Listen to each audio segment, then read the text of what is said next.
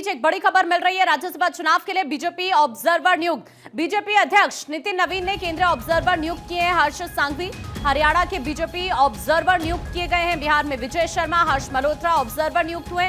चंद्रशेखर बावनकुले ओडिशा के BJP observer नियुक्त किए गए हैं। तो देखिए, आपको अहम जानकारी इस वक्त दे रहे हैं। हाल ही में पार्टी की तरफ से फैसला लिया गया है और बीजेपी ऑब्जर्वर नियुक्त हाल ही में किए गए हैं। राज्यसभा चुनाव को देखते हुए ये हाल ही में पार्टी की तरफ से ऑब्जर्वर की नियुक्ति की गई है।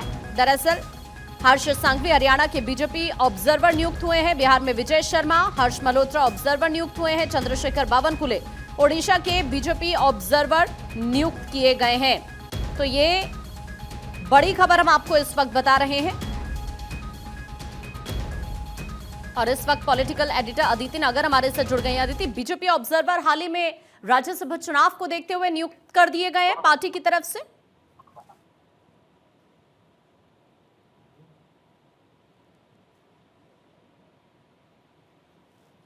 बिल्कुल, देखिए, नितिन नवीन जो राष्ट्रीय अध्यक्ष हैं, आने वाले राज्यसभा चुनाव के लिए विभिन्न राज्यों में केंद्रीय पर्यवेक्षक सेंट्रल ऑब्जर्वर नियुक्त कर दिए गए हैं। और देखिए, नियुक्तियां इस प्रकार है। बिहार में विजय शर्मा उप मुख्यमंत्री है छत्तीसगढ़ सरकार, उसके अलावा हर्ष मल्होत्रा है केंद्रीय राज्य मंत्री भारत सरकार हरियाणा, हर्ष सांघवी है उप मुख्यमंत्री गुजरात सरकार उड़ीसा के लिए, और चंद्रशेखर बानकुले हैं जो मंत्री महाराष्ट्र सरकार के लिए। तो जाहिर तौर पे ये तमाम जो सेंट्रल ऑब्जर्वर्स हैं वो राज्यसभा में होने वाले चुनाव के लिए ऑब्जर्वर्स नियुक्त कर दिए गए हैं। और ऑब्जर्वर की भूमिका बेहद महत्वपूर्ण होती है, सही तरीके से चुनाव को कंडक्ट कराना।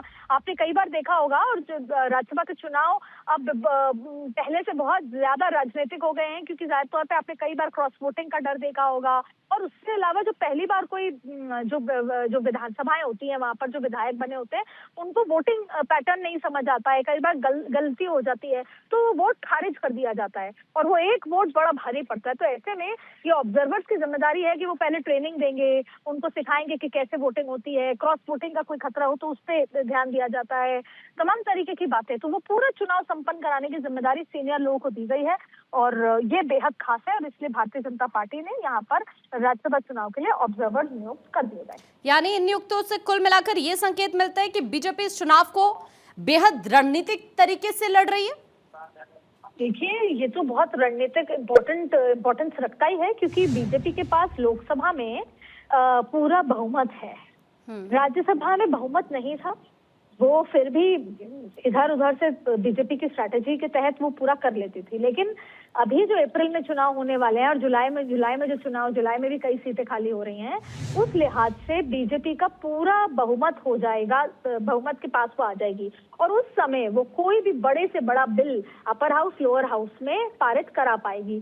तो बीजेपी के लिए जो बचा हुआ जो 2029 तक का साल होगा वो बेहद खास होगा इन राज्यसभा चुनाव के बाद, जब बीजेपी अपर हाउस में भी बहुमत पे आ जाएगी। इसलिए एक भी सीट, एक भी वोट जो है वो किसी भी तरीके से गलती से खारिज नहीं होना चाहिए। और इसी के चलते ऑब्जर्वर, हालांकि कोई नई प्रक्रिया नहीं है, हर बार बीजेपी ऑब्जर्वर्स या प्रभारी नियुक्त करती है, हर पार्टी प्रभारी नियुक्त करती है।